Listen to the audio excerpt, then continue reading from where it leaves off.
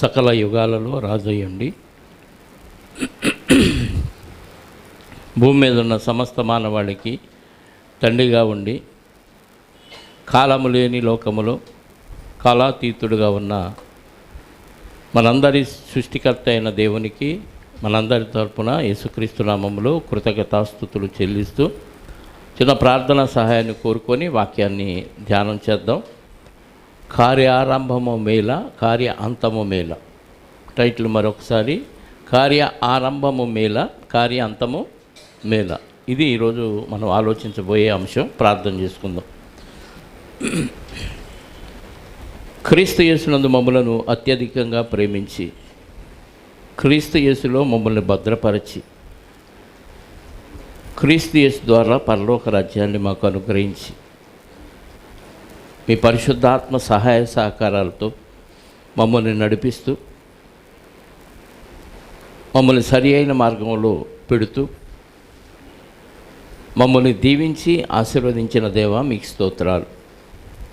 గడిచిన కాలమంతా ఎన్నో విపత్తులు, ప్రమాదాలు, ఎన్నో నేరాలు, ఘోరాలు జరుగుతున్న ఈ లోకములో నుండి ప్రత్యేకపరిచి ఎలాంటి ప్రమాదం మాకు జరగకుండా మీ దూతల సహాయంతో కాచి కాపాడి భద్రపరిచారు. అందును బట్టి స్తోత్రాలు.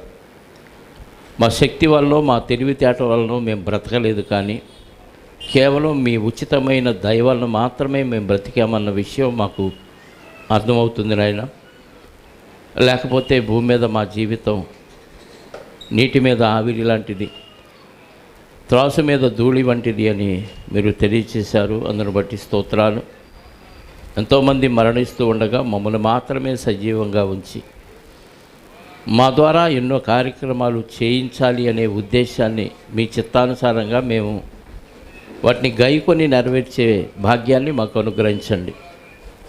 ఇప్పటి వరకు మీ కుమారుడైన క్రీస్తు ద్వారా మిమ్మల్ని స్తుతించి ఆరాధించి గణపరచుటకు మీరు ఇచ్చిన ఈ శ్రేష్టమైన సమయాన్ని బట్టి కృతజ్ఞతాస్తుతులు క్రీస్తు ద్వారా చెల్లిస్తూ మరికొన్ని మాటలు ఈ సందర్భంలో మేము నేర్చుకోవటకు సిద్ధపడుతూ ఉండగా నాలో ఉన్న ఉపకారాత్మ సహాయాన్ని నాకు అనుగ్రహించండి.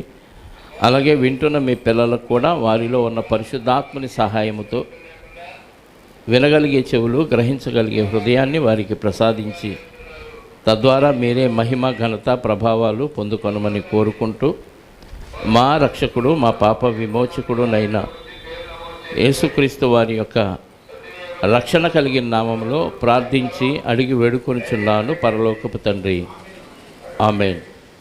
చేరువచ్చిన మీ అందరికీ ప్రభు అయిన క్రీస్తు నామములో శుభములు, వందనములు.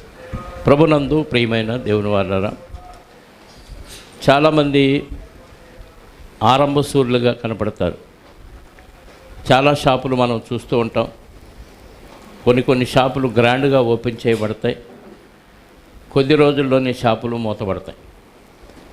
అలాగే పెళ్ళిళ్ళు కూడా కొంతమంది గ్రాండ్గా చేసుకుంటారు, కొద్ది రోజుల్లోనే విడిపోతూ ఉంటారు. ఇల్లు కూడా కొంతమంది ఆరంభం గంభీరంగా ఉంటుంది. పెద్ద ఇల్లు ప్రణాళిక వేసి చాలామందిని పిలిచి శంకుస్థాపన కార్యక్రమం చేయించి గ్రాండ్గా పునాది రాయి వేయిస్తారు. అయితే ఇల్లు సగంలో ఆగిపోయినాయి చాలా ఉన్నాయి. ఇలా మనం ఆలోచిస్తూ పోతే ప్రారంభం చాలా బాగుంటుంది, కానీ ముగింపు అంత బాగోదు. ప్రారంభించటం గొప్ప విషయం కాదు, కానీ ప్రారంభించటం కంటే ముగించటం గొప్ప విషయం. అలాగే మానవ జీవితంలో, ప్రతి ఒక్కరి జీవితంలో పుట్టుక మన జీవితానికి ప్రారంభమైతే మరణం అనేది మన జీవితానికి ముగింపు. అందుకే ప్రసంగి గ్రంథంలో 7వ అధ్యాయంలో చెప్తాడు, ఒకరి జన్మదినము కంటే ఒకరి మరణదినమే మేలు. జన్మదినము ప్రారంభం అయితే మరణదినము ముగింపు, జీవితానికి ముగింపు. స్టార్టింగు, ఎండింగు, మధ్యలో ఉన్నది మన జీవితకాలం. జన్మదినం మేలే, జన్మదినం మేలే, కీడేం కాదు. కానీ దీనికంటే ఏది మేలు ఉండాలి? మరణదినం మేలుగా ఉండాలి. జన్మదినం ప్రతి మనిషి జీవితానికి ప్రారంభం అయితే మరణదినం ప్రతి మనిషి జీవితానికి ఎండింగ్, ఫుల్ స్టాప్. ఈ జనన మరణాల మధ్య ఉన్న కాలాన్ని మనం ఎలా సద్వినియోగం చేసుకోవాలో దేవుని వాక్యం మనకు తేటగా తెలియజేస్తుంది. ప్రసంగి 7:8 కార్య ఆరంభము కంటే కార్యాంతము మేలు. అంతా వద్దులండి. కార్య ఆరంభము కంటే కార్య అంతము. ఇప్పుడు కార్యారంభం మేలా కీడా చెప్పాలి. కార్య ఆరంభం మేలా కీడా? ఆరంభం మేలే. ఆరంభము కంటే అంటే దీనికంటే ఎక్కువ మేలేది అంతం మేలు. అంటే కార్యారంభం కూడా మేలే. ఏదైనా ఒక పని చేసేటప్పుడు ప్రారంభం మంచిదే. ఏ పని చేసినా ఒక ప్రారంభించడం మంచిదే, కానీ దీనికంటే ముగింపు ఇంకా మంచిగా ఉండేలాగా మలచుకోవలసిన బాధ్యత ఎవరి మీద ఉంటుందంటే మన మీదే ఉంటుంది. బైబిల్ గ్రంథంలో చాలామంది పని ప్రారంభించారు కానీ ముగింపు వరకు వారు లేరు. ఇశ్రాయేలీయులు ఐగుప్తులో నుంచి బయలుదేరినప్పుడు వాళ్ళ ప్రారంభం విడుదలకు ప్రారంభం, బానిస బ్రతుకుల నుంచి విడుదల ప్రారంభించారు మోషే గారి నాయకత్వంలో దేవుని దయ వలన. అయితే వారి ఎండింగ్ ఎలా ఉంది? వారికి మేలుకరంగా ఉందా? లేదు. ఎందుకంటే అక్కడ ఉన్న వాళ్ళలో చాలామంది, దాదాపుగా 6 లక్షల కాల్బలంలో ఎంతమంది రాలిపోయారని చదివాం మనం. 5,99,998 మంది అరణ్యంలో రాలిపోయారు. వారి కార్య ఆరంభం బాగుంది, మేలుకరంగా ఉంది, కానీ అంతం ఎలా ఉంది? వారికి మేలుకరంగా లేదు. ఎందుకంటే వాళ్ళు నాశనం అయిపోయారు. కొరింథీ మొదటి పత్రిక 10వ అధ్యాయంలో చెప్తాడు కదా, ఇశ్రాయేలు అరణ్యంలో నుంచి బయలుదేరినప్పటి నుంచి ఎలాంటి వారు ఎలాంటి సందర్భాల్లో ఎలా రాలిపోయారో అక్కడ లిస్ట్ ఇచ్చాడండి. 10వ అధ్యాయము కొరింథీలకు రాసిన మొదటి పత్రిక 5 నుంచి చదువుదాం. అయితే వారిలో ఎక్కువ మంది దేవునికి ఇష్టలుగా ఉండకపోయిరి గనుక అరణ్యములో సంహరింపబడిరి. దేవుడు తీసుకొచ్చినప్పుడు ఇష్టలేనా? ఐగుప్తులో నుంచి విడిపించినప్పుడు ఇష్టలేనా? ఇష్టలే. అందరూ సున్నతి పొందారు, ఇశ్రాయేలీయులు కాబట్టి, దేవుడికి ఇష్టంగా ఉన్నారు కాబట్టి వారి మొర దేవుడు ఆలకించి ఏం చేశాడు? అందులో నుంచి విడిపించాడు. అలా విడిపించబడిన ఆ వ్యక్తులు ఎండింగ్లోకి వచ్చేళ్ళకి ఏమైపోయారు? ఇష్టలుగా లేకపోయారు, ఇష్టలుగా ఉండకపోయారు. అంటే ఏమైపోయారు? ప్రారంభం ఇష్టలయ్యారు కాబట్టి దేవుడు విడుదల కలిగించాడు, కానీ మధ్యలోకి వచ్చేళ్ళకి ఏమైపోయారు? పాడైపోయారు. దేవుణ్ణి విసిగించారు, దానిలో ఇష్టలుగా ఉండకపోయారు గనుక అరణ్యంలో సంహరింపబడి. అంటే దేవునికి ఇష్టలుగా మధ్యలో పోతే ఏమైపోతాం? మధ్యలో పోయే ప్రమాదం ఉంది. జాగ్రత్తగా గుర్తుపెట్టుకోండి. మన దైనందిన జీవితంలో భక్తిలో ఉన్నాం. బాప్తీసం మన జీవితానికి ప్రారంభం. బాప్తీసం ప్రారంభం అయితే ఆ ప్రారంభం దగ్గర నుంచి ఎండింగ్ వరకు ఎలా ఉండాలి? మనం ఎదుగుతూ దేవునికి ఇష్టలుగా ఉండాలి. మధ్యలో పడిపోయిన రోజు మనం చనిపోతే, ఇశ్రాయేలీయులు మధ్యలో ఇష్టలుగా లేకుండా పోయారు. ఇష్టలుగా లేకుండా పోయిన సమయంలో దేవుడు ఏం చేశారు? వాళ్ళని చంపేశారు. మన ప్రయాణాలు చేస్తున్నాం ఇప్పుడు. దేవుని కార్యక్రమాల కంటే సొంత కార్యక్రమాలు మాకు ముఖ్యమని దేవుణ్ణి పక్కన పెట్టి, దేవుని కంటే దేనికి ప్రాధాన్యత ఇవ్వకుండా నీ ఇష్టానుసారంగా నువ్వు ప్రయాణాలు చేస్తే ఆ సమయంలో దేవునికి నువ్వు ఇష్టడుగా లేవు కాబట్టి దేవుడు ఏం చేస్తాడు? వదిలేస్తాడు. ఏం చేయడు? వదిలేస్తాడు. దేవదూతల భద్రతా వ్యవస్థ నీ మీద ఉండదు. దేవదూతల కాపుదల ఉండదు. ఎప్పుడు ఉంటుంది? దేవుని కార్యక్రమాలు చేస్తూ ఉంటే ఉంటుంది. యేసుక్రీస్తు వారికి సాతానుగాడు వచ్చి చెప్తాడు, నీ మార్గమంతటిలో నిన్ను కాపాడుటకు ఆయన తన దూతలకు ఆజ్ఞాపించును. మార్గమంతటిలో. ఏ మార్గంలో? యేసుక్రీస్తు వారు ఏ మార్గంలో ఉన్నాడు? దేవుని మార్గంలో ఉన్నాడు. కాబట్టి ఆయన మార్గం అంతటిలో కాపలా కాయటానికి ఎవరిని పెట్టాడంట? దేవుడు దేవదూతను పెట్టాడు. మరి మన సొంత కార్యక్రమాల్లో పెడితే దేవుని పక్కన పెట్టి అప్పుడు కూడా దేవదూతల కాపుదల భద్రతా వ్యవస్థ ఉంటుందా? ఉండదండి. అంటే మధ్యలో పడిపోతే ఖచ్చితంగా మనల్ని సంహరిస్తాడు. సంహరించడానికి దేవుడు పర్మిషన్ ఇచ్చేస్తాడు. దేవుడు కాపాడపోతే ఇన్ని ప్రమాదాల నుంచి మనం బతికి బట్టకట్టలేం. మనం సరైన రూట్లోనే వెళుతున్నాం, కానీ అవతలోడు కరెక్ట్గా లేకపోయిన ప్రమాదం మన మీదే. ఈరోజు ఆయన చనిపోయాడనే వార్త వచ్చింది. ఉదయాన్నే చెప్పాను. ఉప్పలపాళ్ళు ఆయన చావు మధ్య కొట్టుమిట్టాడుతున్నాడు. మా ఇంటి పక్కన ఉన్న చంటి అనే వాళ్ళ నాన్నగారు సెక్యూరిటీ గార్డుగా చేస్తున్నాడు. 60 పైనే ఉంటాయి. ఆయన డ్యూటీకి వెళుతూ సాయంత్రం 6:30 రోడ్డు మీదకి వచ్చాడు. ఎవడో తాగి వచ్చి గుద్దేశాడు. ఆయన తప్పేమి లేదు. మరి గుద్దినోడికి తప్పు. కానీ ఆయన ప్రమాదానికి గురయ్యాడు. వారం రోజులు హాస్పిటల్లో ఉండి ఈరోజు పోయిన సోమవారం జరిగింది, ఈరోజు ఆదివారం, అంటే వారం రోజుల్లో ఆయన హాస్పిటల్లో కొట్టుమెట్టాడు. ఈరోజు వెళ్ళిపోవాల్సిన పరిస్థితి వచ్చింది. మనం బాగుండా ఎదుటోడు బాగోకపోతే ప్రమాదం మందే. ఇప్పుడు ఆ కుటుంబం అంతా వారం రోజుల నుంచి సొంత పనులు లేవు, సొంత కార్యక్రమాలు లేవు. కుటుంబం మొత్తం, ఫ్యామిలీ మొత్తం పనులన్నీ విడిచిపెట్టి హాస్పిటల్ చుట్టూ తిరగాల్సిన పరిస్థితి ఎవడో చేసిన తప్పుకొచ్చింది. అదే దేవునిలో ఉంటే, దేవుని భద్రతా వ్యవస్థలో ఉంటే ఏముంటుంది? దేవుని దూతల కాపుదల ఉంటుంది.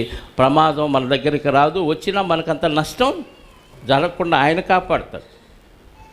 అందుకే కార్య ఆరంభం మన బాప్తీసం అయితే కార్యాంతం మేలుకరంగా మలుచుకోవాలి. అందుకే మత్తయి సువార్త 24వ అధ్యాయంలో చెప్తున్నాడు 13వ వచనంలో, అంతము వరకు చదవండి అన్నమాట.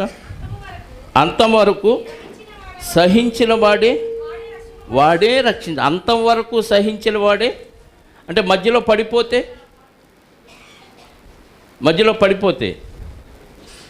చెప్పండి ఏమైపోతాం? ఆయన ఎవరో బయటికి వెళ్ళిపోయాడు. అంతవరకు సహించిన వాడే రక్షించబడును. అంటే మధ్యలో పోతే ఇంకంతే, నశించిపోవటమే. ఏమంటే నేను భక్తుడిని, నేను మంచోడిని, నేను ఇరగదీశాను, దేవుని వాక్యం చెప్పాను, దేవుడిని ఘనపరిచాను, దేవుడిని స్తుతించాను, చాలా పాటలు పాడాను, పరిచర్య కోసం నాకు చాలా ధనాన్ని ఇచ్చానని ఈ బిల్డప్పులు ఏం చెప్పుకున్నా అక్కడ చల్లవు. అంతం రోజు నువ్వు ఏ పరిస్థితిలో ఉన్నావు, ఈ రోజా రేపు అంతం మనకు తెలియదు. యెహెజ్కేలు గ్రంథం ఎప్పుడు చదువుతాం, 18వ అధ్యాయం 24వ వచనం. ఒక నీతిమంతుడు అంటే రక్షించబడినవాడు అని అర్థం. అది పాత నిబంధనలో ఉన్న కొత్త నిబంధనలో ఉన్న దేవుని నమ్మినవాడే నీతిమంతుడు తన నీతిని విడిచి పాపము చేసి, అంటే నీతిమంతుడు ఎలా ఉండాలి? పరిశుద్ధుడిగా ఉండాలి. పాపం చేశాడంటే పాపి అయిపోయాడు. నీతిమంతుడే మరకంటితే, తెల్లబట్టలే మరకంటితే ఏమైంది? మురికైపోయింది. అర్థమైందా? పరిశుద్ధంగా ఉండాల్సిన భక్తుడు పాపము చేసి దుష్టుడు చేయు హేయ క్రియలన్నీ చొప్పున జరిగించిన ఎళ్ళ అతడు బ్రతుకునా అంటే నిత్య జీవానికి వెళతాడా? వెళ్ళడు. మరి ఏమవుతాడు? అతడు చేసిన నీతి కార్యములు ఏమాత్రమును ఎవరికి రావు? దేవుడికి జ్ఞాపకం రావు, వ్యక్తికి కాదు. అంటే నేను చాలా చేశాను, ఇప్పుడు నేనే ఉన్నాను, ఎవరో ఎందుకు, నేనే ఉన్నాను, చాలా దేవుని కార్యక్రమాలు చేశాను, కానీ ఈరోజు నేను పాపం చేసి దేవుని దగ్గర క్షమాపణ పొందకుండా ఇలాగే చనిపోయాను అనుకోండి, ఏమైపోయింది బతుకు? అరణ్యములో వారు ఎలా సంహరించబడ్డారో నా బతుకు కూడా అలాగే అయిపోద్ది. అంటే పాపము చేసిన పరిశుద్ధుడు ఆ రోజే చనిపోతే అతను చేసిన నీతి క్రియల్లో ఏదియు జ్ఞాపకములోనికి రావు. ఎందుకయ్యా అని అడిగితే కింద చెప్తున్నాడు, అతడు విశ్వాసఘాతకుడై, విశ్వాసంతో ఉన్నవాడు దేవుని పని చేయాలి, దేవుడు చెప్పినట్టు చేయాలి. విశ్వాసాన్ని విడిచిపెట్టాడంటే విశ్వాసఘాతకుడై చేసిన పాపమును బట్టి నరకానికి వెళ్ళిపోతాడంట. మరణమును పొందని చచ్చిపోతాడని కాదు, నరకానికి వెళ్ళిపోతాడని అర్థం.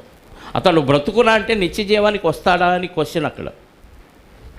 ఎంత జాగ్రత్తగా మన పరిశుద్ధతను కాపాడుకోవాలి. బాప్తీసం ప్రారంభం అయితే ముగింపు ఎలా ఉండాలంటే ఎప్పుడూ పరిశుద్ధంగానే ఉంటూ దేవుని కార్యక్రమాలు, దేవుని కంటే నువ్వు దేనికి ప్రాధాన్యత ఇచ్చినా నువ్వు భ్రష్టుడు అయిపోయావు అంతే. మీకు అన్ని సంఘాలు ఈ వాక్యాలు చెప్పడండి, మీ బతుకెలా మీరు బతకండి, నాకు ఇవ్వాల్సింది నాకు ఇవ్వండి, మీ సావు మీరు సావండి, నేను ప్రార్థన చేస్తే మీరు హ్యాపీగా బతికేస్తారు అన్నట్టుగా బిల్డప్ ఇస్తారు తప్ప, నువ్వు తప్పు చేసిన రోజు చచ్చిపోతే నిన్ను దేవుడు శిక్షిస్తాడు, నరకానికి పంపిస్తాడని ఎవరు చెప్పరు ప్రియులారా. దేవుడు ప్రేమించమన్నాడు కాబట్టి ప్రేమించి చెప్తున్నాను మీకు. అది గద్దింపులాగా అనిపించవచ్చు, ఏంటి ఎలా చెప్తాడు, హెచ్చరిస్తున్నాడే మమ్మల్నే అంటాడా అని బిల్డప్ ఇస్తే నేనేం చేయలేను. దేవుని వాక్యం అలాగే ఉంది. కాబట్టి మనం పరిశుద్ధతను కాపాడుకోవాలి. ప్రారంభించిన మన విశ్వాస జీవితం రోజు రోజుకి ఏమవ్వాలి? ఎదుగుతూ ఉండాలి. ఎప్పుడు పడిపోయినా వెంటనే లేవాలి. పడిపోయినోడు అలాగే ఉండకూడదు. మహాజ్ఞాని, బైబిల్ మొత్తంలో మహాజ్ఞాని ఎవరు? సొలొమోను గారు. సొలొమోను గారి ప్రారంభం ఎలా ఉంది ఒకసారి చూడండి. బైబిల్లో రాజుల మొదటి గ్రంథము 3వ అధ్యాయము 4వ వచనం నుండి చూద్దాం ప్రియులారా. రాజుల మొదటి గ్రంథము 3వ అధ్యాయము 4వ వచనం నుండి. గిబియోను ముఖ్యమైన ఉన్నత స్థలమై ఉండెను గనుక ఆ బలులు అర్పించుటకై రాజు అంటే సొలొమోను గారు అక్కడికి పోయి, అంటే రాజు అయిన సందర్భంలో ఆయన మొట్టమొదటిగా ఇశ్రాయేలు మీద ఆ సందర్భంలో రాజు అయిన సందర్భంలో ఆ బలిపీఠం మీద 1000 దహన బలులు. ఓపెనింగ్ ఎలా ఉందండి? రాజు గారు ఏం చేశాడు? 1000 దహన బలులు అర్పించాడు. గిబియోనికి వెళ్ళిపోయి అక్కడ రాజుగారు ఏం చేశాడు? బలిపీఠం మీద 1000 దహన బలులు అర్పించాను. గిబియోన్లో యెహోవా రాత్రివేళ స్వప్నమందు సొలొమోనుకు ప్రత్యక్షమై ఒక ప్రశ్న ఇచ్చాడు. అన్ని దహన బలులు అర్పించేకి ఏమయ్యాడు? దేవుడే మెచ్చుకొని, నీకు ఏమి ఇవ్వాలో కోరుకోబిడ్డ, వరం కావాలన్నావుగా, ఏం వరం కావాలో కోరుకంటే ఆయన ఏం అడగలేదు, నీ జనాలను పరిపాలించడానికి కావాల్సిన జ్ఞానాన్ని అడిగాడు. ఇచ్చాడు. దేవుడు జ్ఞానాన్ని ఇచ్చాడు. జ్ఞానంతో పాటు ఐశ్వర్యాన్ని, ఘనతను, శత్రువుల మీద పగ తీర్చుకునే అవకాశం, శత్రువు శేషం లేకుండా అంతా నిమ్మళపరిచాడు, సమాధానాన్ని ఇచ్చాడు. అడగనివి కూడా సొలొమోను గారికి దేవుడిచ్చాడు. చదువుతూ పోదాం. అతనితో సెలవీయగా సొలొమోను ఇలాగూ మనవి చేశాను,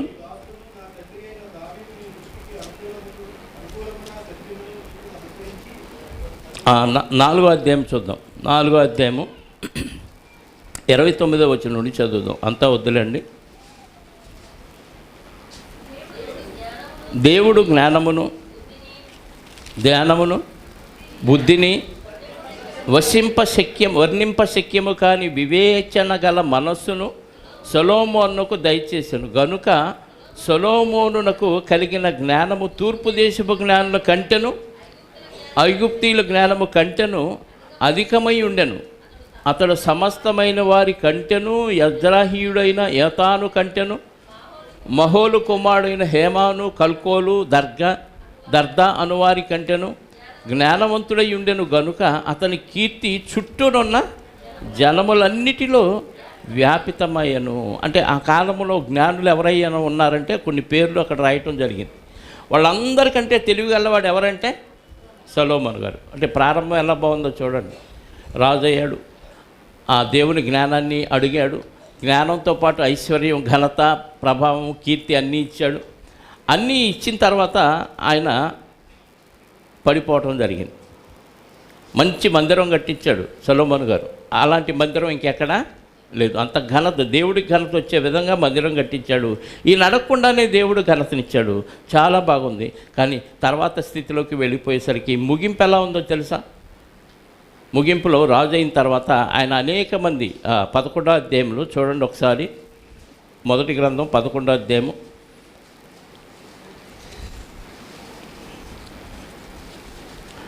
రాజుల మొదటి గ్రంథం 11వ అధ్యాయం మొదటి నుంచి చదువుదాం. మోయాబీయులు, ఎదోమీయులు, అమ్మోనీయులు, సిదోనీయులు, హిత్తీయులు అను జనులు మీ హృదయములను తన దేవతల తట్టు తిప్పుదురు గనుక వారితో సహవాసము, ఇది దేవుడాజ్ఞ, ధర్మశాస్త్ర ప్రకారంగా పలానోళ్ళతో మీరు సహవాసం చేయొద్దు, ఎందుకంటే మీ హృదయాల్ని వాళ్ళ దేవతల తట్టు తిప్పుతారు, నిజమైన నన్ను ఆరాధించకుండా మిమ్మల్ని సైడ్ ట్రాక్లోకి లాగుతారు, కాబట్టి వాళ్ళతో ఫ్రెండ్షిప్ చేయొద్దు. మనం ఎవరితో చేస్తాం? అట్టటి వాళ్ళతోనే చేస్తాం. అదేమంటే అందరితో సహవాసం ఉండాలి కదా. సహవాసం ఉండటం వేరు, వాళ్ళ ట్రాక్లోకి నువ్వు వెళ్ళటం వేరు. అందుకని ఎంతవరకు ఉండాలో అన్యులతో అంతవరకే ఉండండి, గౌరవించండి, సన్మానించండి, తప్పులేదు. కానీ వాళ్ళ అలవాట్లు మనం నేర్చుకునే విధంగా ఉండకూడదు. ధర్మశాస్త్రంలో కూడా అన్ని ఆచారాలు మీకు వద్దు, వాళ్ళతో మీరు ఫ్రెండ్షిప్ చేయొద్దు. ఎందుకంటే ఇశ్రాయేలు చాలా పెద్ద సమూహం. ఈ సమూహంలో ఒకరితో ఒకరు సహవాసాలు చేసుకొని దేవుని కార్యక్రమాలు చేయడానికే సమయం సరిపోదు. అది దేవుడు ధర్మశాస్త్రంలో మోషే గారి ద్వారా ఇశ్రాయేలుకి ఇచ్చాడు. ప్రతి రాజు దీన్ని అనుసరించాలి. అలా అనుసరించవలసిన పరిస్థితిలో రాజు ఏం చేశాడంట? ఎంత జ్ఞాని, మేధావి, ఏం చేశాడంట? వారిని మీతో సహవాసం చేయనీయకూడదని యెహోవా ఇశ్రాయేలుకు సెలవిచ్చి ఉన్నాడు. అయితే రాజైన సొలొమోను ఫరో కుమార్తెను గాక, ఫరో ఎవరు? ఐగుప్తు రాజు. ఐగుప్తు బానిసత్వం నుండే కదా వీళ్ళని విడిపించాడు. ఆ విగ్రహాలకి న్యాయం తీర్చి, వాళ్ళకి తీర్పు తీర్చి, వాళ్ళ నుంచి విడిపించి ఇక్కడ తీసాం. మళ్ళీ ఐగుప్తు వైపు వెళ్ళొద్దు, గుర్రాలు తెచ్చుకోవటానికి కూడా ఐగుప్తు దేశానికి మీరు వెళ్ళొద్దు అని ఖచ్చితంగా దేవుడు చెప్పే ఎవరి కుమార్తెను చేసుకున్నాడంట? అంటే రాజే అంత జ్ఞాని ఎలా చేసుకుంటాడు? చెప్పండి, 1000 బళ్ళు దహన బళ్ళు ఇచ్చిన సొలొమోను గారు మళ్ళీ వెళ్ళి ఫరో కుమార్తెను ఎలా చేసుకుంటాడు? ఇస్రాయిల్లో ఇంక అంతగత్తెలు లేరా? ఇస్రాయిల్లో ఎవరిని చేసుకోకూడదు, ఆల్రెడీ చేసుకున్నాడు. చేసుకున్న తర్వాత మళ్ళీ ఎవరు కుమార్తెను చేసుకున్నాడు? ఫరో కుమార్తెను. ఎందుకంత అవసరం? అంటే తెలివి ఎక్కువైతే ఏమైంది చెప్పండి? అధికవిగా జ్ఞానివి కాకుము. లోక జ్ఞానం ఉంది, దేవుని జ్ఞానం కూడా పుష్కలంగా ఉంది, కానీ శరీరాన్ని జయించలేకపోయాడు. సొలొమోను గారి శరీరాన్ని జయించలేక దేవుడు ఏదైతే వద్దన్నాడో ఆ కార్యక్రమాలు చేస్తూ పోయాడండి చివరికి. మరి ఈ జ్ఞానం ఏమైపోయింది అంటే, జ్ఞానం ఆ సమయంలో పనికిరాదు. చాలామంది చేసే పొరపాటు ఇది. జ్ఞానం బాగానే బోధిస్తారు, జ్ఞానం బాగానే తిరుగుతాడు, ప్రతి ప్రశ్నకి సమాధానం చెబుతారు, కానీ ప్రవర్తన విషయంలో దొరికిపోతారు. ఎందుకు? కంట్రోల్ చేసుకోలేరు. దాన్ని ఎవరైనా క్వశ్చన్ చేస్తే రకరకాలుగా వాదించి ఒప్పిస్తారు. వాక్యానికి కనెక్ట్ అయిద్దా నువ్వు చెప్పేసాకంటే వాక్యానికి సెట్ అవ్వదు, కానీ ఏం చేస్తాం, నలుగురితో పాటు ఏదో అన్నట్టుగా చేస్తారు. ఆవు చేలో మేస్తే దూడ గట్టును మేసిద్దా కదా? ఆవు లోపల మేస్తే దూడ కూడా ఆ వెనకాల వచ్చి చేలోనే మేసిద్ది, చేలు మొత్తం నాశనం చేసిద్ది. అలాగే నాయకుడు ఎలా ఉండాలంటే ఖచ్చితంగా మాదిరికరంగా ఉండాలి. అలాంటి నాయకుడైన సొలొమోను గారు ప్రారంభం చాలా బాగుంది, ముగింపుకు వచ్చేసరికి ఏమైపోయాడు? అన్య స్త్రీలని వివాహం చేసుకున్నాడు. ఫరో కుమార్తెను కాక ఆ జనులలో ఇంకా ఏ జనులలో? ఏ జనులు? గుప్తు జనులది. ఒక్క ఫరో కుమార్తెను చేసుకోవటం కాక అలాంటి అన్య స్త్రీలలో అనేక మందిని మోహించి, ప్రేమించటం వేరు, మోహించటం వేరు. ఈరోజు యవ్వనస్తులు చేసేది మోహం, ప్రేమ కాదు. చాలామంది ప్రేమించుకున్నామనే మోజులో పెళ్ళిళ్ళు చేసుకొని ఆ పెళ్ళిళ్ళు ఏమైపోతున్నాయి? 4 రోజులు 3 నాళ్ళు ముచ్చట అయిపోతుంది, విడిపోతున్నారు. ఎందుకంటే మాది ప్రేమ కాదు, వ్యామోహం, కామం అన్న విషయం వాళ్ళకి తర్వాత అర్థమైంది. అది ప్రేమ అనే వయసులో ఏమర్థమైంది? మా అంత ప్రేమికులు ఇంకెవరో ప్రపంచంలో లేరు, మేమిద్దరమే బతుకున్నాం, మిగతా వాళ్ళందరూ చచ్చిపోయినట్టుగా కనపడతారు, చివరికి తల్లిదండ్రులతో సహా. ప్రేమికులకి అలాగే కనపడింది లోకం. పచ్చకామెరలు వచ్చినోడికి ఆ లోకం అంతా పచ్చగా కనపడినట్టు ప్రేమించుకున్నామనే మోజులో మోహంతో ఉన్న వాళ్ళకి కళ్ళు బయర్లు గమ్ముతాయి, వాళ్ళు మనోనేత్రాలు గుడితనం వచ్చింది. అందుకే ఇంకెవరు కనపడరండి. ఈ సొలొమోను గారికి కూడా అంత జ్ఞానం ఏమైపోయిందంటే ఆ సమయంలో నాశనం అయిపోయింది. కారణం ఏంటంటే దేవుణ్ణి పక్కన పెట్టాడు. కాసేపు దేవుణ్ణి పక్కన పెడితే ఎంత తెలివితేటలు ఉన్నవాడు కూడా, ఎంత భక్తి ఉన్నవాడు కూడా, దేవుని జ్ఞానాన్ని ఎంత చక్కగా ఉపాసన బట్టి బోధించగలిగిన వాడు కూడా ఏమైపోతాడు? పాడైపోవటానికి అవకాశం ఉంది. కాబట్టి వాక్యం తెలుసుకోవటం వేరు, వాక్యం తెలుసుకున్నది అన్వయించుకొని ప్రవర్తించటం ఇది. ఆ సందర్భం వచ్చినప్పుడు బయటకు వచ్చింది అది. ఆ సందర్భం వచ్చినప్పుడు నీకేం తెలుసు నా కష్టాలండి అంటే, కష్టాలు మనుషులకు గాక ఎవరికి వస్తాయి? మొహాలకు వస్తాయా? ఏమండి, చనిపోయిన లాజరు కంటే కష్టం ఉందా నీకు? ధనవంతుడు లాజరు సందర్భం చదువుతాం కదా, ఆయన బతుకు ఎలా ఉంది? ఆయనలాగా నీకేమన్నా కురుపులు ఉండే ఉంటున్నాడా? శిలపెంకుతే ఏమన్నా గీక్కుంటున్నావా? ఆకలికి అలమట్టిస్తే ఆడెవడో తిని పడేసిన ఎంగిలి మెతుకులు తినేదాకా గతి లేదు. అందులో కూడా మళ్ళీ కుక్కల పోటీ. అంతకంటే దౌర్భాగ్య జీవితం మనకు లేదుగా. హ్యాపీగానే బతుకుతున్నాగా. మిగతా వాళ్ళే రోడ్డు పక్కన మురికి నీళ్ళు తాగుతూ ఎంగిలి ఇస్త్రాకుల్లో ఆహారం తింటున్న వారికంటే పర్వాలేదుగా మన బతుకు. మన బతుకుని మనమే దిగజార్చుకొని, నా బతుకు ఎలా ఉంది కాబట్టి నేను అది చేశాను, ఇది చేశాను, ఈ వాక్య విరుద్ధమైన కార్యక్రమాలు చేశాను మనల్ని మనం సమర్థించుకోవటమే తప్ప వాక్యం దగ్గరికి వస్తే నీ వాదన ఏమాత్రం నిలబడు. సొలొమోను గారు మరి ఎవరో అడిగారో లేదో మనకు తెలియదు. ఆయన్ని ఎవరైనా క్వశ్చన్ చేయడానికి ఆయన ఎవరో? రాజును అడిగే దమ్ము ఎవరికి ఉంది? రాజు శాసనం, రాజు కోపం వస్తే మరణదత్త వాడైపోయినట్టే. ఎవరైనా రాజును ప్రశ్నిస్తే ఏమైంది? ఎవరు క్వశ్చన్ చేయటానికి లేదు. అధికారంలో ఉన్న అధికారిని ఎవరైనా సామాన్యుడు కానీ గొప్పోడైనా సరే దూషిస్తే ఏమవుతుంది? ఈరోజు పరిస్థితి రాజకీయం చూస్తున్నాం కదా, చెప్పండి ఏమవుతుంది? బలైపోవటమే. అలాంటిది సొలొమోను గారు అన్ని తప్పులు చేస్తుంటే ఎవరు క్వశ్చన్ చేయనా? ఆ ఫరో కుమార్తెను కాక ఇంకా అలాంటి స్త్రీలను అనేక మంది, ఆ జనులలో ఇంకా అనేక మంది పరస్త్రీలను మోహించి కామాతురత కలవాడై వారిని ఉంచుకొనుచు వచ్చాను. అయితే అంతమంది స్త్రీలను మోహించి చేసుకున్నది కూడా ఉంపుడు గత్తెలుగా ఉంచుకున్నాడంటే ఏంటండి ఈ దౌర్భాగ్యం? మరి దేవుడిచ్చిన జ్ఞానం ఏమైందంటే ప్రారంభం చాలా బాగుంది ప్రియులారా. ఇక్కడ మనం ఆలోచించాల్సిన విషయం ఏంటంటే, అంత పెద్ద జ్ఞాని తప్పాడు, ఆఫ్టర్ ఆల్ నేనెంత అనుకోకూడదు. అర్థమైందా? అంత పెద్ద జ్ఞాని ఎలా అయిపోయాడు, అంతకంటే మనం జ్ఞానులం కాదు అనుకుంటే తప్పు, పొరపాటు. అంతకంటే మనం ఇంకా ఎక్కువ జ్ఞానులు. ఎందుకు? సొలొమోను కంటే గొప్పవాడైన యేసుక్రీస్తు వచ్చిన తర్వాత కాలంలో మనం పుట్టాం. సొలొమోను గారి కంటే ముందు పుడితే, సొలొమోను గారి కాలంలో పుడితే మనం ఆయన కంటే దిగదొడిపే.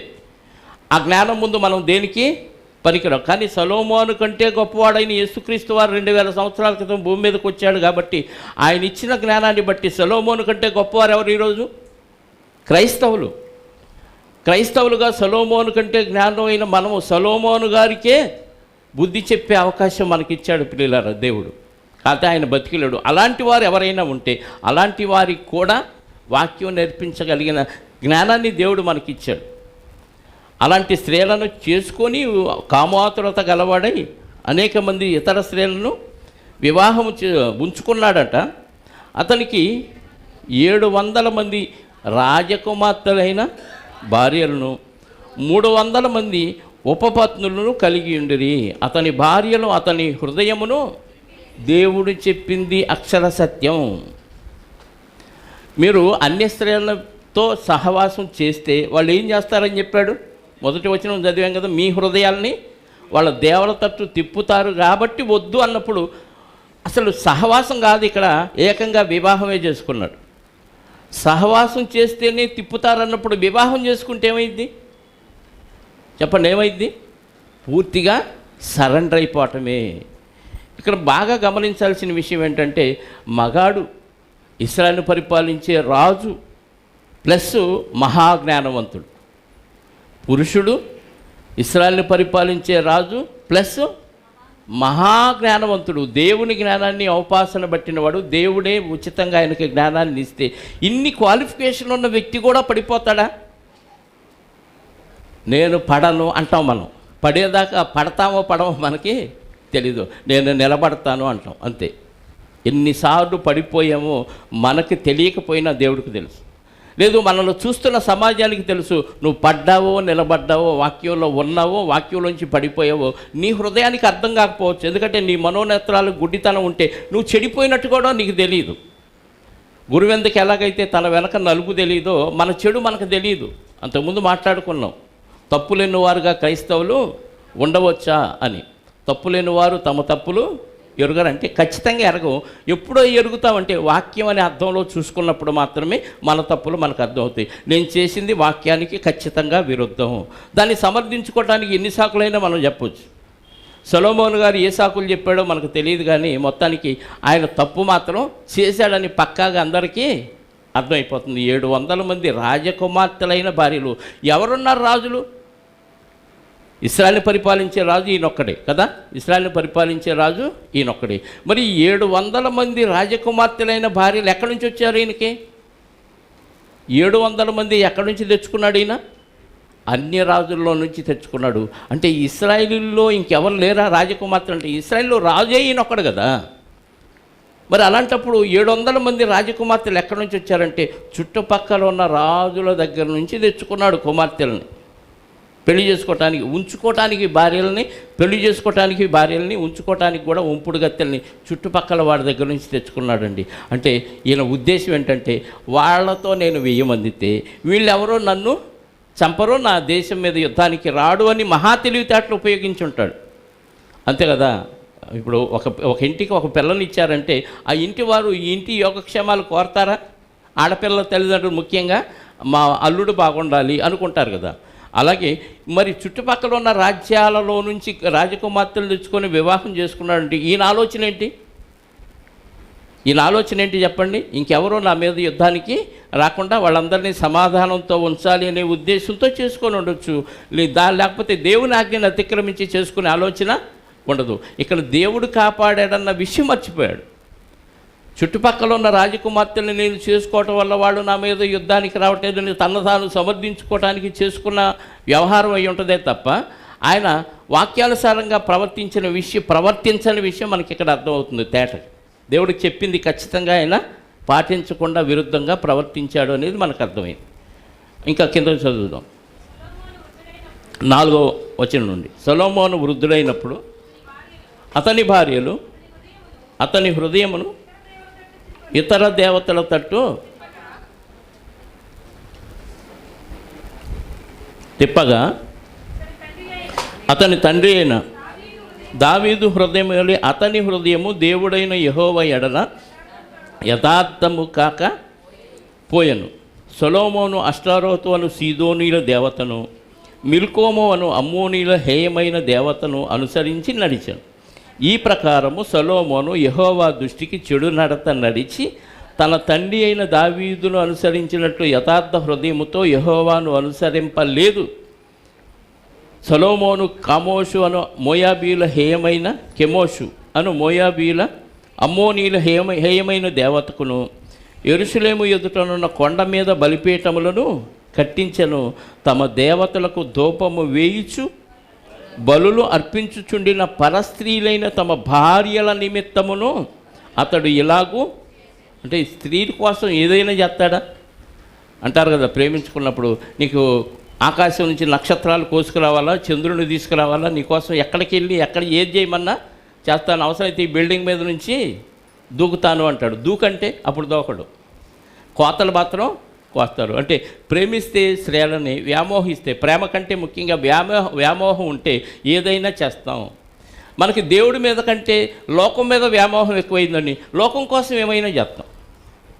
దేవుడి కోసం ప్రేమ ఎక్కువైతే లోకాన్ని పక్కన పెట్టి దేవుడి కోసం ప్రాణాలు ఇవ్వటానికైనా వెనుకాడం.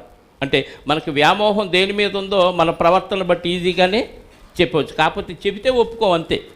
ఎవరైనా చెప్తే నీకు భక్తి తగ్గిపోయింది, భక్తి లేదని చెప్పావు అనుకోండి, కవర్ చేసుకోవడానికి 190 చెబుతారు. వాక్యంతో సరిగ్గా బేరీజ్ వేసుకుంటే ఎవరి హృదయం వాళ్ళకి అర్థమైపోద్ది. నేను సరి చేసుకోవాలి, దేవుని సన్నిధిలో ఉండాలి అనే ఆలోచన వచ్చింది. కానీ సొలొమోను గారు లాగా తను తాను వెనకేసుకొచ్చుకుంటే దేవుడు చెప్పినా వినం.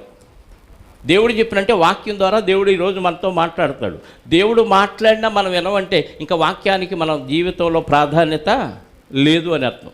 దేవుడు 3 సార్లు చెప్పాడంట సొలొమోను గారికి. 19వ వచనం నుండి చదువుదాం. రాజుల మొదటి గ్రంథము 11వ అధ్యాయము 9వ వచనం నుండి. ఇశ్రాయేలు దేవుడైన యెహోవా అతనికి 2 మార్లు ప్రత్యక్షమై నీవు ఇతర దేవతలను వెంబడింపవలదని అతనికి ఆజ్ఞాపించినను సొలొమోను హృదయము అతని ఆయన యొద్ద నుండి తొలగిపోయాను. యెహోవా తనకిచ్చిన ఆజ్ఞను అతడు గైకొనకపోగా యెహోవా అతని మీద కోపగించి సెలవిచ్చినదేమనగా, నేను నీతో చేసిన నా నిబంధనను కట్టడలను నీవు అనుసరింపకపోవుట నేను కనుగొనుచున్నాను గనుక ఈ రాజ్యము నీకుండకుండా నిశ్చయముగా తీసివేసి నీ దాసునికిచ్చెదను. అయినను నీ తండ్రి అయిన దావీదు నిమిత్తము నీ దినముల యందు నేను అలాగూ చేయక నీ కుమారుని చేతిలో నుండి దాన్ని తీసివేసేదను, రాజ్యమంతయు తీసివేయను. నా దాసుడైన దావీదు నిమిత్తము నేను కోరుకున్న యెరూషలేము నిమిత్తమును ఒక గోత్రమును నీ కుమారునికి ఇచ్చేదను. దావీదు గారిని గుర్తు చేసుకున్నాడు కాబట్టి సొలొమోను గారు చేసి క్షమించి ఆయన రాజ్యం ఆయన బతుకున్నంత వరకు విడగొట్టలేదు. కానీ ఆయన తర్వాత ఆయన దాసుడైన యెరోబాముకి ఇచ్చేశాడు.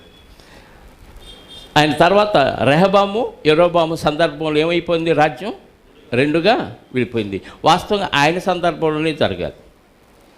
ఈరోజు మనం ఆలోచించిన విషయం ఏంటంటే సొలొమోను గారి కార్యారంభం ఎలా ఉంది, 1000 దహన బలు. ముగింపు వచ్చేసరికి ఎలా ఉంది చెప్పండి, పతనం అయిపోయింది. ఎంత భ్రష్టుడైపోయాడు. చివరికి తల్లి కూడా హితోపదేశం చేసింది. తల్లి ఎవరు? సొలొమోను గారి తల్లి బత్షెబ గారు. సామెతల గ్రంథం 31వ అధ్యాయం ఒకసారి చూద్దాం. సామెతల గ్రంథం 31వ అధ్యాయము, అదేనా? రాజైన లెమూయేలు మాటలు అతని తల్లి అతనికి ఉపదేశించిన దేవోక్తి. నా కుమారుడా నేనేమందును, నేను కన్న కుమారుడా నేనేమందును, నా మొక్కులు ముక్కి కనిన కుమారుడా. తల్లి బాధండి, నా కొడుక ఏమవుతారా, నేను మొక్కుకొని కన్నానరా నిన్ను అని అంటుంది సొలొమోను గారితో. లెమూయేల్ అనే పేరు కూడా సమూయేలు గారి సొలొమోను గారికి ఉంది అనేది మనకు అర్థమవుతుంది. నేను మొక్కులు మొక్కి కనిన కుమారుడా నేనేమందును, నీ బలము స్త్రీలకి ఇయ్యకము, నీ భార్యకే ఇవ్వు, అన్య స్త్రీలకి నీ బలం ఇవ్వద్దు. రాజులను నశింపచేయు స్త్రీలతో సహవాసము ఒక పక్క ధర్మశాస్త్రంలో చెప్పాడు, ఒక పక్క దేవుడే మళ్ళీ 2 సార్లు ప్రత్యక్షమై సొలొమోను గారిని హెచ్చరించాడు. మళ్ళా తల్లి కూడా, నా కొడుక బయట వాళ్ళకి నీ బలాన్ని ఇవ్వద్దయ్యా, నిన్ను నాశనం చేసే స్త్రీలతో నువ్వు అస్సలు సహవాసం చెయ్యకము. ద్రాక్షారసము తాగుట రాజులకు తగదు, లెమూయేలు అది రాజులకు తగదు, పానాసక్తి అధికారులకు తగదు. తాగిన ఎడల వారు తమ కట్టడలను మరతురు, దీనులకందరికీ అన్యాయము చేయుదురు. చాలండి, కొడుకుని గురించి తల్లి బాధ, మనోవేదన చెప్పేసింది. రాజు అయితే అయ్యాడు, కానీ కొడుకుగా తల్లికి బాధ వేసి, పేగు తెంచుకొని పుట్టిన కుమారుడు కాబట్టి, మొక్కుకొని కన్న కుమారుడు కాబట్టి, వద్దు నాయనా నువ్వు ఇలా చెడిపోవద్దు, నువ్వు తాగటం వల్లనే దేవుని కట్టడం మడిచావు, నువ్వు బుద్ధిహీనంగా బతకటం వల్లనే ఇలాంటి కార్యక్రమాలు చేస్తున్నావు, నీ బలాన్ని అన్య స్త్రీలకు ఇవ్వద్దు అని సొలొమోను గారి తల్లిగారు కూడా చేసింది. చాలా మంచితనం అండి. ఒక చిన్న తప్పు వలన ఏమైపోతున్నాం, చివరిలో సొలొమోను గారు పశ్చాత్తాపడ్డారు. ప్రసంగి గ్రంథం, సామెతల గ్రంథం తర్వాతే రాశారు. కానీ అంత జ్ఞానం, అంత తెలివితేటలు ఏమైపోయినాయి అంటే కొంచెం బుద్ధిహీనత. ప్రసంగి గ్రంథంలో ఒక మాట ఉంటుంది చూడండి, ప్రసంగి గ్రంథంలో 3వ అధ్యాయము 1వ వచనం చూడండి ఒకసారి. ప్రతిదానికి సమయము కలదు. ప్రసంగి 10:1 బుక్కావాని తైలములో చచ్చిన ఈగలు పడుట చేత అది చెడు వాసన కొట్టును, కొంచెము బుద్ధిహీనత త్రాసులో ఉంచిన ఎడల జ్ఞానమును ఘనతను తేలగొట్టును. చాలండి, కొంచెం బుద్ధిహీనత కాటాలో పెడితే ఒక పక్క అంత మంచి ఉంది, కాటా నిండా ఒక ప్లేట్లో ఏముంది, అంత మంచిగా ఉంది, చెడేం లేదు. రెండో పక్క ఎంత బుద్ధిహీనత ఇటు పెట్టాం. ఈ బుద్ధిహీనత కిందకి దిగిందంట, ఈ మంచితనం అంతా పైకి వెళ్ళింది. ఈ బుద్ధిహీనత వెయిట్ ఎక్కువ, మంచితనం వెయిట్ ఎక్కువ. మంచితనం ఎక్కువ ఉంది, బుద్ధిహీనత కొంచెమే ఉంది. దాన్ని ఎగ్జాంపుల్గా ఇంకొక ఎగ్జాంపుల్ చెబుతూ, తైలం అంటే పెర్ఫ్యూమ్ లేదా సెంటు మంచిదా చెడ్డదా? అంటే మంచి వాసన వచ్చిందా, చెడ్డ వాసన వచ్చిందా? మంచి వాసన వచ్చింది. అందులో చచ్చిపోయి కుళ్ళిపోయి ఈగబడింది అనుకోండి, ఎంత తైలం ఉంది, ఒక చిన్న ఈగబడింది, ఏమైపోయింది తైలం? మంచి కంపే, తైలం మంచి వాసనే, కానీ చచ్చిన ఈగ పట్టడం వల్ల ఏమైపోయింది చెప్పండి? తైలం అంతా, మంచి తైలం కాస్త ఏమైపోయింది, చెడిపోయింది. అంత మేధావి, అంత జ్ఞానం, అంత తెలివితేటలు ఉన్న సొలొమోను గారు ఇదిగో ఈ చిన్న తప్పు చేయటం వల్ల సొలొమోను గారి మంచితనం అంత ఏమైపోయింది, జ్ఞానం అంత ఏమైపోయింది? కొంచెము బుద్ధిహీనత త్రాసులో ఉంచిన ఎడల జ్ఞానమును ఘనతను తేలగొట్టును. నీకున్న జ్ఞానం ప్రపంచ దేశాలన్నిటికీ పాకిపోయింది. సొలొమోను గారి కీర్తి. శేబాదేశ ప్రాణి వచ్చి, అబ్బా నీ గురించి విన్నది చాలా కొంచెమే, మేము కళ్ళారా చూసినప్పుడు విన్నదానిలో సగమైనా మేము సరిగ్గా వినలేదు, అంత గొప్ప మహామేధావి, నీ దగ్గర ఉన్న జనులు ధన్యులు, నీ దగ్గర ఉండి నీ ఆహారం భుజిస్తూ నీ మాటలు వింటున్న నీ ప్రజలు ఎంతో ధన్యులని మెచ్చుకున్న శేబాదేశ ప్రాణి సందర్భం మనకు తెలుసు. అంత గొప్ప జ్ఞాని కొంచెం బుద్ధిహీనత ఏమైపోయింది, తేలగొట్టింది. ఏముంది, ఈ చిన్న తప్పే కదా, ఈ ఒక్కసారే కదని ఎన్నిసార్లు మనం చచ్చిన ఏకలాంటి పనులు చేసాం. మనం క్రీస్తు రక్తములో కడగబడి క్రీస్తు సువాసనను, పరిమళ వాసనను వెదజల్లాల్సిన క్రైస్తవులు చిన్న చిన్న పొరపాట్లు చేయటం, చిన్న చిన్న బుద్ధిహీనత చేయటం వల్ల నీ పరిశుద్ధత పాడైపోతుంది. ఆయన మంచోడే కానీ అండి అన్నాడంటే ఏదో ఆయనలో గూనుందని అర్థం.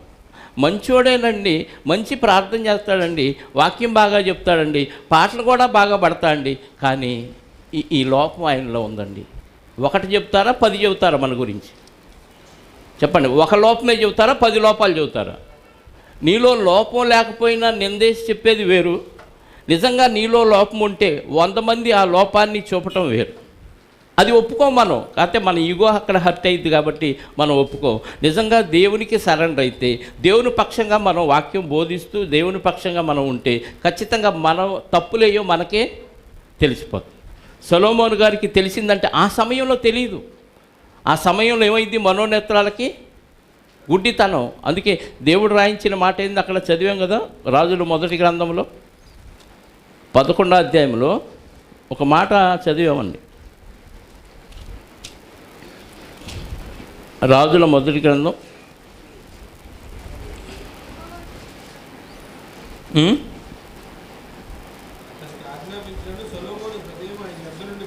తొలగిపోయాను, అతనికి ఆజ్ఞాపించినట్లు సొలొమోను హృదయము ఆయన యొద్ద నుండి తొలగిపోయాను. 10వ వచనం.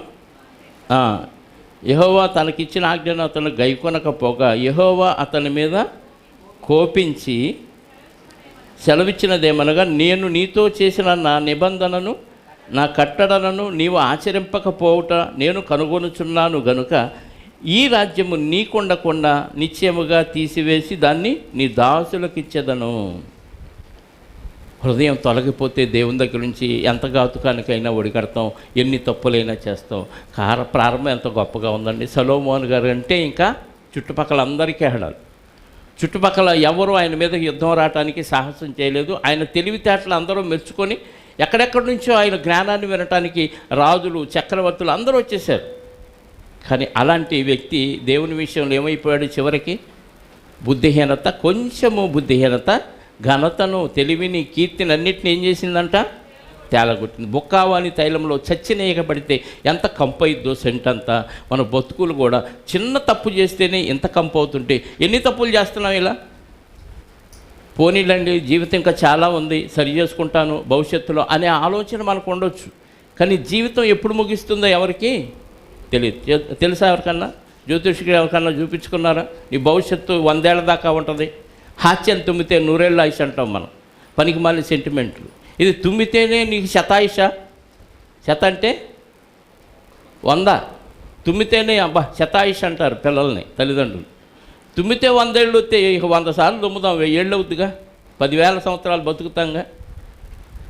దేవుడి చేతిలో ఉంది. మన జనన మరణాల జాబితా దేవుడి చేతిలో ఉంది. ఎప్పుడు పోతామో తెలియనప్పుడు ఈసారి చర్య చేసుకుందాం అనే ఆలోచనతో మనం ముందుకు వెళ్ళిపోతూ ఉన్నాం అనుకో, సడన్గా మన జీవితానికి పులి స్టాప్ పెడితే.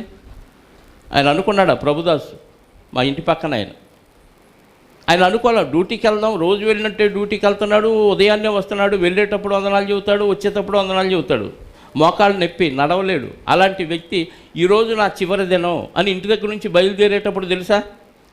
తెలీదు. మన జీవితం కూడా బయలుదేరి ఎక్కడెక్కడికో వెళ్ళిపోతాం, ఎన్నో వ్యాపారాలు చేసుకుంటూ ఎంతోమందితో ములాఖత్ అయిపోయి వస్తూ ఉంటాం. కానీ ఏ రోజు ఏ సమయంలో మన జీవితానికి పులి స్టాప్ పడుతుందో మనకి తెలీదు. అలాంటప్పుడు ఇప్పుడు పాపములో ఉండి అలాగే చనిపోతే చెప్పండి, నేను భక్తుడినండి, నాకు ఇంకా డోకా లేదు, హ్యాపీగా బతికేస్తున్నాను, దేవుడు ఇప్పుడు చచ్చిపోయినా పరలోకం ఇస్తాడని ధైర్యం ఉందేమో ఎవడిచ్చాడు మీకు? బైబిల్ ఏమైనా చెప్తుందా? బైబిల్ ఏం చెప్పట్లా.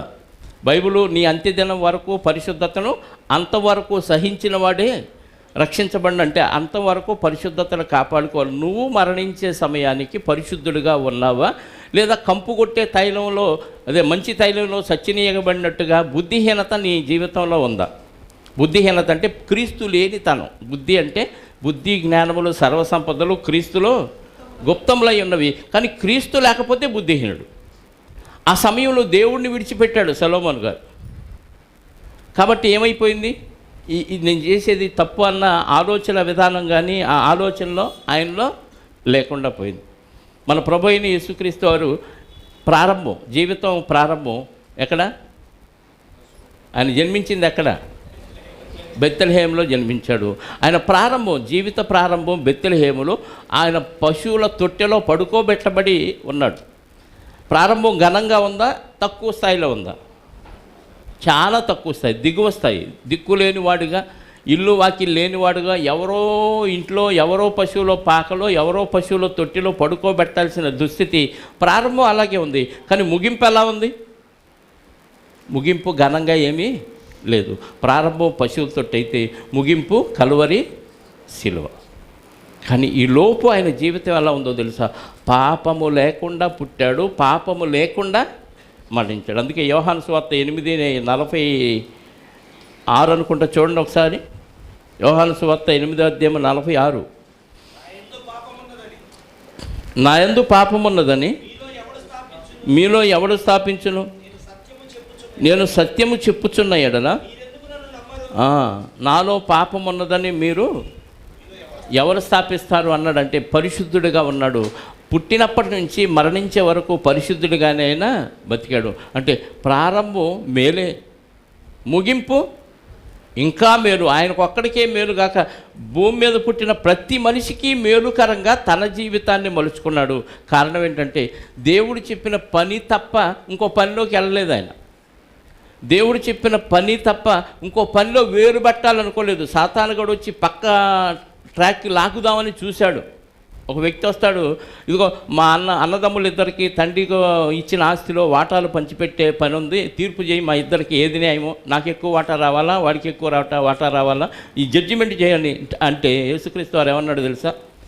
నీ మీద నన్ను తీర్పరిగాను ఉపయోగించిన వాడు, పెట్టినవాడు ఎవడు? ఈ అధికారం నాకు ఇవ్వలేదు, నేను వచ్చిన పని వేరు, నువ్వు చెప్పే పని వేరు. అంటే పక్క ట్రాక్లోకి లాగటానికి చూసినా ఆయన వెళ్ళలేదు. ఎందుకంటే ఆయన ఉద్దేశం అంతా ఉన్న కొద్ది సమయంలో దేవుని పని చేసి సంపూర్తి చేసి వెళ్ళాలనే ఆలోచన. ప్రారంభం పశువుల తొట్టిలో కనపడింది, ముగింపు కలవరి శిలువలో కనపడింది. మధ్య ఆయన జీవితం అంతా మచ్చలేని చంద్రుడిలాగా, చంద్రుడిలో మచ్చ ఉంది కానీ యేసుక్రీస్తు వారిలో ఏ మచ్చ లేకుండా బతికాడు. బతకటం మాత్రమే కాక దేవుడి పని తప్ప ఇంకో పని చేయలేదు. తన శరీరం కోరిన కోరికలు కూడా తీర్చుకోలేదు. తన ఇష్టాన్ని నెరవేర్చుకోవటానికైనా రాలేదు, దేవుడి చిత్తాన్ని నెరవేర్చడానికి వచ్చాడు. అందుకే పని సంపూర్తి చేశానని చెప్పేశాడు. యోహాను సువార్త 17:4 చదివితే ఆ మాట చెప్తాడు, చూడండి.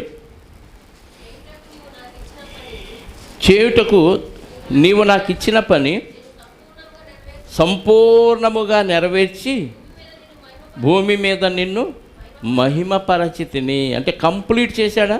కంప్లీట్ చేసి పరిశుద్ధంగా చేశాడా? పాపంతో ఉండి చేశాడా? ఎలాగైతే నీ పని అయిందా లేదా అది కాదు లెక్క. మనం కూడా పని చేస్తాం కానీ పాపంతో ఉండి చేస్తాం, చేసి కూడా మనం పాపం లేని వాళ్ళగా బిల్డప్ పెడతాం. కానీ యేసుక్రీస్తు వారు పరిశుద్ధంగా ఉంటూ పరిశుద్ధతను కాపాడుకుంటూ పని పూర్తి చేస్తాడు. పని నువ్వు కాకపోతే ఎవరి చేతనే చేయిస్తాడు. అవసరమైతే రాళ్లతో కూడా పని చేస్తాడు దేవుడు. గోడలు కూడా దేవుని కోసం అవసరమైతే మాట్లాడుతాయి. పని జరగటం ముఖ్యం కాదు, నువ్వు పరిశుద్ధంగా చేసావనేది ముఖ్యం. అర్థమైందా? యేసుక్రీస్తు వారు పాపం అంటకుండా బతికి పని పూర్తి చేశాడు. అందుకే చేయుటకు నీవు నాకు ఇచ్చిన పని సంపూర్ణంగా నెరవేర్చి భూమి మీద మహిమపరచితిని. మన పాఠం పేరేంటి? కారే ఆరంభం మీద. ఇప్పుడు యేసుక్రీస్తు వారి ఆరంభం ఎలా ఉంది? మేలుకరంగానే ఉంది. పరిస్థితులు ఎలా ఉన్నాయి? యేసుక్రీస్తు వారి బాహ్య సంబంధమైన లోక సంబంధమైన ఆర్థిక పరిస్థితులు ఎలా ఉన్నాయి? దయనీయంగా ఉన్నాయి. ఎందుకంటే డబ్బు లేదు, పేదవాని కుటుంబంలో కూలీనాలి చేసుకున్న వారి కుటుంబంలో పుట్టాడు. ఏదో దేవుడు ఒకేసారి ధనవంతుడి ఇంట్లో పుట్టిస్తే ఆ లెక్కలు వేరు, కానీ దరిద్రుని ఇంట్లో పుట్టించాడు. పుట్టడానికి కూడా ప్లేసు లేక పుట్టిన తర్వాత పొత్తిగుడ్డలో చుట్టి పశువుల తొట్టిలో పడుకోబెట్టారు.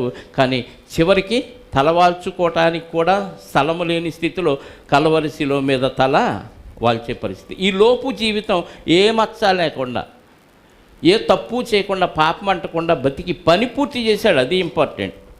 ఆ పని తొందరగా పూర్తి చేయడానికి ఆయన తొందరపడ్డాడండి. మధ్యలో ఆయన చంపటానికి ట్రై చేశారు, కానీ వాళ్ళ మీద ఎదురుదాడి చేయొచ్చు, ఈయన వాళ్ళని తిప్పికొట్టవచ్చు, వాళ్ళని కట్టిపడేయచ్చు. కానీ ఆ ట్రాక్లోకి వెళ్ళాలి. ఎందుకంటే ఆ పనిలోకి వెళ్తే ఈ పని ఏమైంది? ఆగిపోయింది. కాబట్టి దాన్ని పక్కన పెట్టి నాగ్గా తప్పించుకుంటూ అవసరమైతే పారిపోయి, పిరికివాడు అనుకోనిండి, ఏమన్నా అనుకోండి, అవసరమైతే ఆ సందర్భంలోంచి పారిపోయి తను తాను తగ్గించుకొని దేవుని పని చెయ్యటం ముఖ్యం, పరిశుద్ధంగా ఉండటం ముఖ్యం అనుకొని ప్రారంభం నుంచి ముగింపు వరకు పని పూర్తి చేయటానికి త్వరపడ్డాడు. అందుకే పట్టుకోవటానికి ఆ రోజు ఆ గెత్సెమనే తోటలోకి సైనికులు వాళ్ళందరూ వస్తే ఎవరిని వెతుకుచున్నారు మీరు? నజరేయుడైన యేసు అయితే ఆయన నేనే, వీళ్ళని పోనీయండి అన్నాడు శిష్యులను ఉద్దేశించి. కానీ అక్కడ ఎంత తొందరపడ్డాడో చూడండి. యోహాను సువార్త 18వ అధ్యాయం ఒకసారి చదివితే, యోహాను సువార్త 18వ అధ్యాయము 4 నుంచి చదువుదాం. యేసు తనకు సంభవించబోవునవన్నీ ఎరిగిన వాడై వారి యొద్దకు వెళ్ళి, మీరు ఎవరిని వెతుకుచున్నారని వారిని అడిగాను.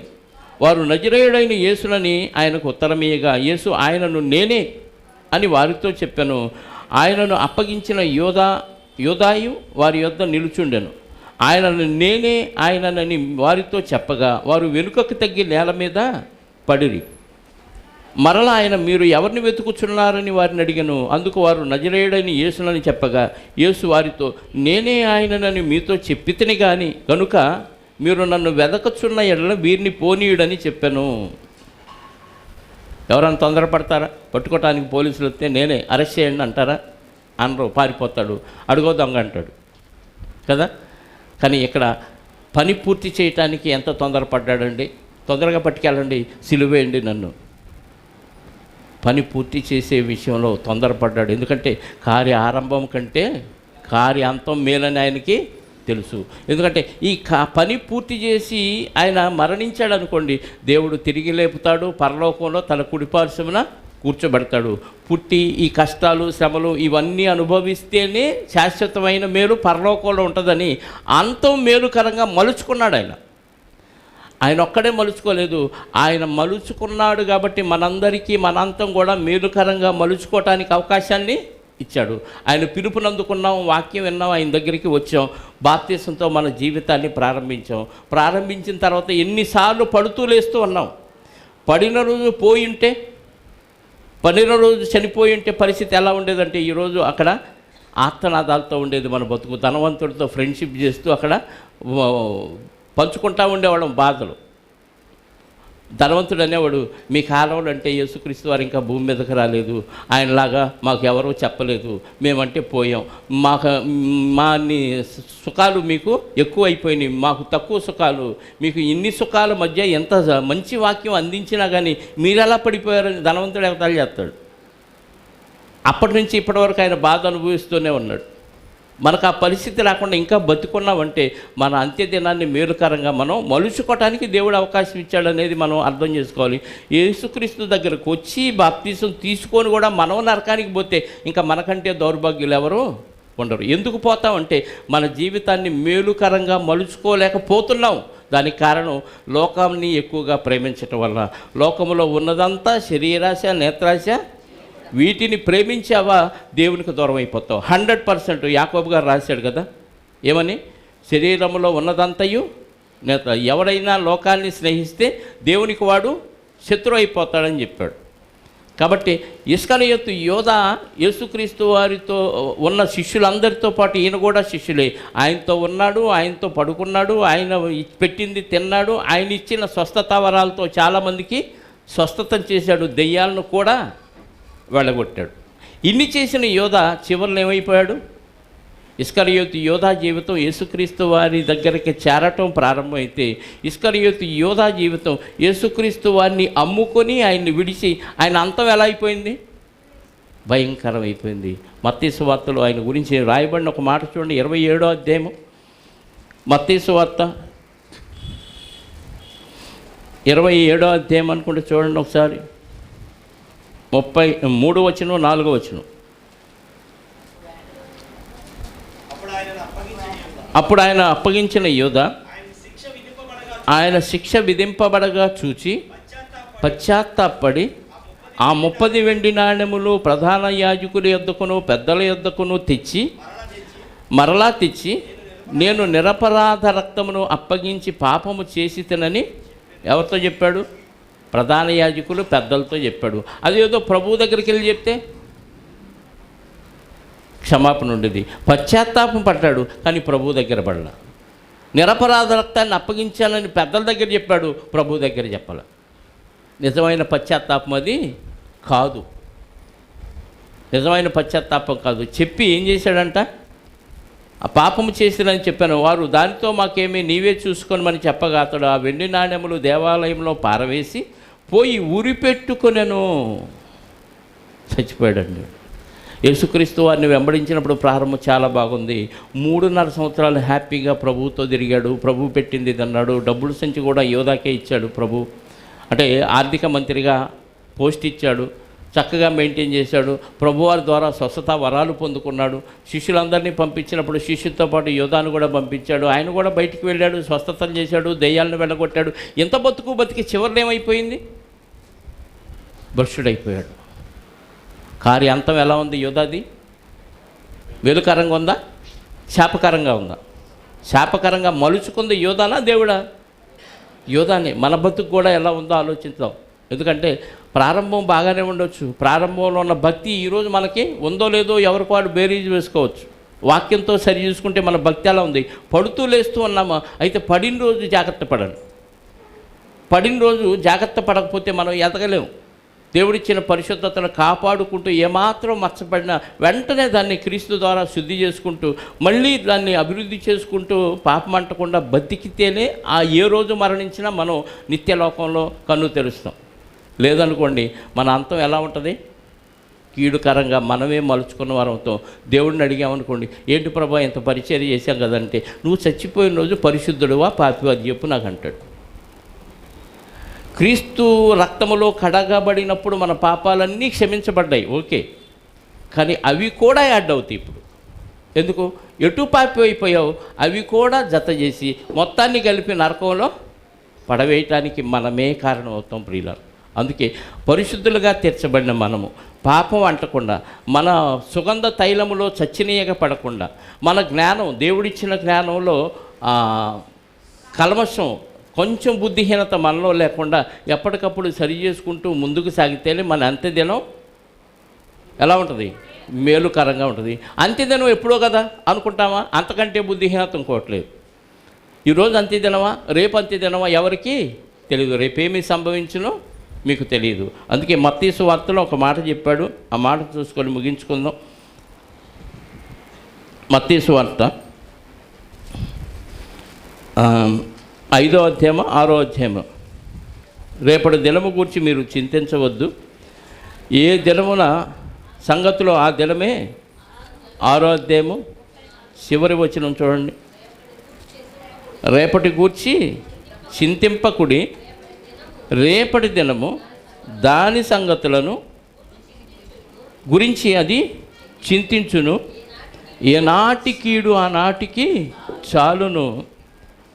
ఏనాటి కీడు ఆనాటికి చాలును. రేపేం జరిగిద్దో, రేపేం తిందాం, రేపేం తాగుదాం, రేపేం ధరించుకుందాం అని ఎంతో ప్రణాళికలు వేసి ఎంతెంతో దూరాలకు వెళ్ళి ఎన్నో లావాదేవీలు జరుపుకుంటాం. ఈరోజు పోతే తెలీదు. రేపటి దినము దాని సంగతులను గురించి అది ఆలోచన. రేపు నాలో నుంచి ఎవరిని లేపేయాలి. ఈ భూమి మీద బతుకుతున్న వారిలో ఎవరు ఎప్పుడు చనిపోతారో భూమికి తెలుసు, సూర్యుడికి తెలుసు, ప్రకృతి అంతటికీ తెలుసు. రేపు ఎవరిని చంపేయాలి, ఎవరిని నా మీద నుంచి ఖాళీ చేయించాలి అనే ఆలోచన భూమికి ఉంటుంది. దాని సంగతులు దానికి అప్పగించాడు దేవుడు, దినానికి అప్పగించాడు. రేపటి దినమును గురించి మీరు చింతించొద్దు, అది చింతిస్తుంది. ఏది? దినం. నీ దినం ఎప్పుడు చేయాలో కూడా అదే చింతిస్తుంది. కాబట్టి రేపటి దినం గురించి మనుషులు చింతించాల్సిన అవసరం లేదు. బతుకు తెరువు కోసం లోకం వేషాలు వేసిద్ది, లోకం ప్రయాసపడిద్ది, పాటుపడిద్ది. క్రైస్తవులు కూడా అలాగే పాటుపడితే లోకానికి మనకి తేడా ఏమీ లేదు. లోకాన్ని చూసి మనం ఆశలు పెంచుకోకూడదండి. ఈరోజు ఉన్నాం, బతికున్నాం, హ్యాపీగా ఉన్నాం, దేవుళ్ళలో ఉన్నాం, సంతోషవంతి. రేపటి భవిష్యత్తు నా పిల్లలు తర్వాత తరాలలో దర్జాగా బతకాలని చదువులు తల్లిని ప్రేమించో లోకాన్ని ప్రేమించో మనం అలా వెళ్ళిపోయామనుకోండి, పోతాం. ఎప్పుడు మరణం వచ్చిందో తెలియదు. ఎంతమంది చనిపోతున్నారో చూసారా అసలు ఈ మధ్య? యాక్సిడెంట్ల రూపంలో కాదు, పరిస్థితులు తెలియక. మొన్న ఒక ఆమె రైలు కింద పడి 2 పిల్లల్ని ఏం చేసింది?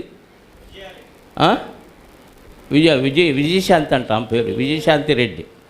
వాళ్ళు ఆయన దుబాయ్లో ఉంటాడంట. 2 యుక్త వయసు ఉన్న పిల్లలు, 10th క్లాసు ఇంటర్మీడియట్. అబ్బాయి 10th, అమ్మాయి ఇంటర్ అంట. మరి అంత వయసున్న పిల్లల్ని తీసుకొని రైలు కింద పడి చనిపోవలసిన పరిస్థితి ఎందుకు వచ్చింది? చచ్చిపోతే ఏమైపోతాం ఆమెకు తెలుసా? తెలియదు. ఎందుకు తెలియదు? ఆమెకు వాక్యం తెలియదు.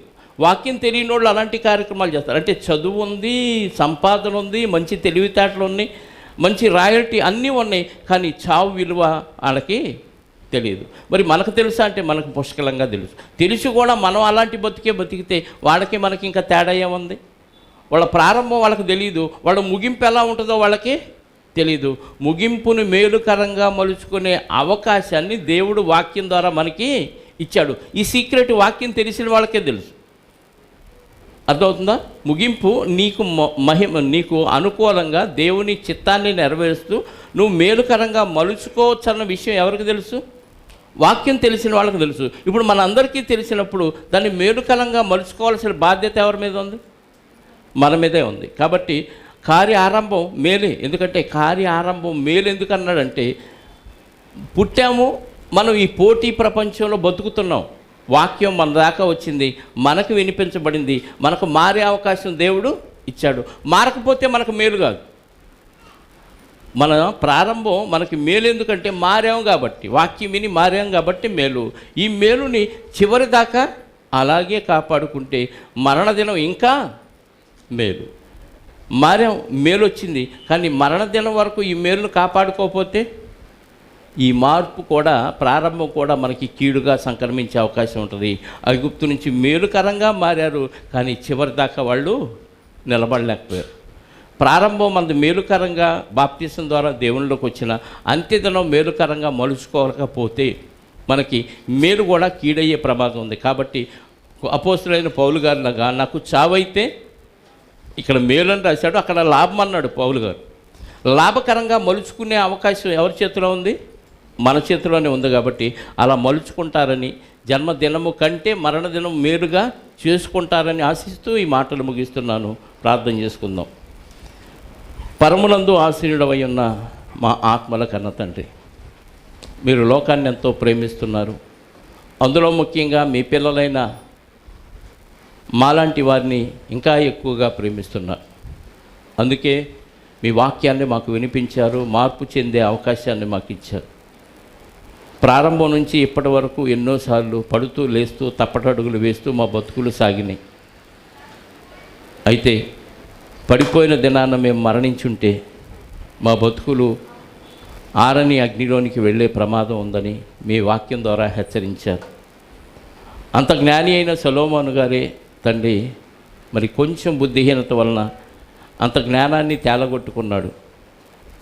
ఆయన కంటే జ్ఞానవంతుడైన యేసుక్రీస్తు వారు వచ్చి వెళ్ళిన తర్వాత కాలంలో మేమున్నాం.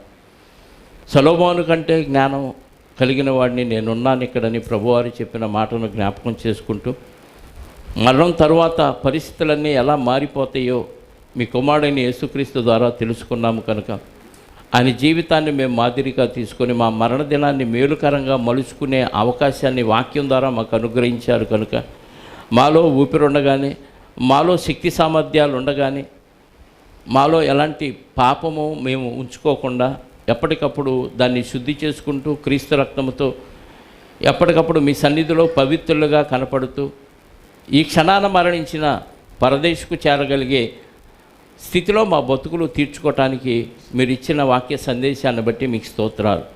మీ పిల్లలు ఎంతోమంది పడుతూ లేస్తూ ఉన్నారు నాయన, వారిని క్షమించండి. వారు తిరిగి తన విశ్వాస నావని కట్టుకుంటూ అంత్యదినం వరకు ఆ విశ్వాసాన్ని కాపాడుకుంటూ ముందుకు సాగే మహాభాగ్యాన్ని మీ పిల్లలైన ప్రతి వారికి అనుగ్రహించమని, ఇంత మంచి మాటను మీ జ్ఞానగ్రంథము మా బ్రతుకు పుస్తకమైన బైబిల్లో నుంచి మాకు అనుగ్రహించినందుకు మీకు స్తోత్రాలు, కృతజ్ఞతాస్తుతులు చెల్లిస్తూ చెప్పిన మాటలు మా జీవితాలు బాగు చేసుకోవటానికి అన్న విషయాన్ని మేము స్వీకరించి మా అంత్యదినాన్ని మేలుకరంగా మలుచుకునే ధన్యతను మాకు ప్రసాదించమని కోరుకుంటూ, వచ్చిన బిడ్డలందరినీ బట్టి జ్ఞాపకం చేసుకోండి, వారి వారి గృహాలకు వారిని సురక్షితంగా చేర్చండి. మీ చిత్తమైతే వచ్చిన వారిలో ఎవరెవరికి ఎలాంటి అవసరాలు ఉన్నాయో, అది ఆరోగ్య సమస్య కానీ, ఆర్థిక సమస్య కానీ, మానసిక బలహీనత రుగ్మతలు కానీ ఏదున్నప్పటికీ వాటన్నిటినీ క్రీస్తులో క్షమించి వారిని పరిశుద్ధులుగా తీర్చమని, మీరు అప్పగించిన పని పూర్తి చేసుకునే క్రమంలో ముందుకు సాగటానికి కృప చూపి సహాయాన్ని దయచేయమని కోరుకుంటూ, మా రక్షకుడు, మా ప్రాణనాథుడు, మా పాప విమోచకుడునైన క్రీస్తు యేసు యొక్క పరిశుద్ధమైన నామములో ప్రార్థించి అడిగి వేడుకొనుచున్నాను పరలోకపు తండ్రి. ఆమేన్.